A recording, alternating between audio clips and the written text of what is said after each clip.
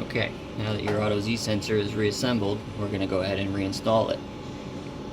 The first thing we want to do is get our laser head nose cone here 3 millimeters from let's say the poster board right now, or any hard surface that you've got. It could be a smooth piece of wood, or any hard surface, a piece of plastic or acrylic. I'm for instance here using just a piece of poster board, and it works just fine.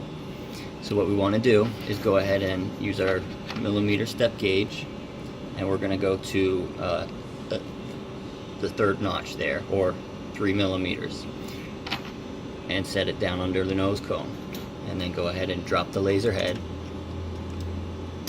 And the purpose of this is so our Auto Z sensor doesn't hang too low and give us a collision.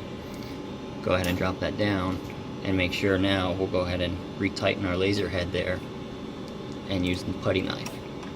That way we're sure that we're getting some leverage, and we can really tighten that laser head so it doesn't slip or drop down on us at any point. Go ahead and see, make sure you can't turn that laser head by holding the bracket to the sensor, and as long as you're not able to move it, it'll be just fine. Go ahead and pull the sensor or the step gauge out of the way. Now all that we need to do is go ahead and reinsert the Auto Z sensor all the way down. It'll end up resting right on your poster board or your surface.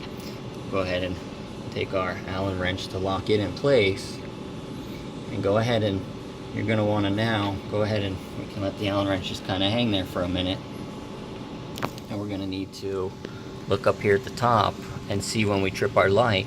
It should take very little downward pressing to trip your light and get it to turn on there. That's what we want. So what we're going to do here is essentially just ever so slightly press it, release, so it just turns that light off, and now go ahead and tighten that set screw right here using your Allen wrench to be sure you get that tight so your sensor doesn't slip. Keep in mind it's going to be pressing up here and want to let this slip if this is not tight. So make sure you use the Allen wrench to tighten this set screw here. And go ahead and give that a good tight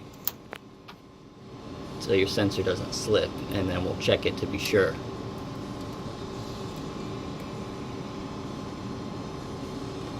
So we'll give this a good, maybe once it goes snug, maybe give it another half a turn to 3/4 of a turn to really make sure that sensor gets tight in there, and it shouldn't come loose on you if you try to pull on it. Once you do that, you are now done.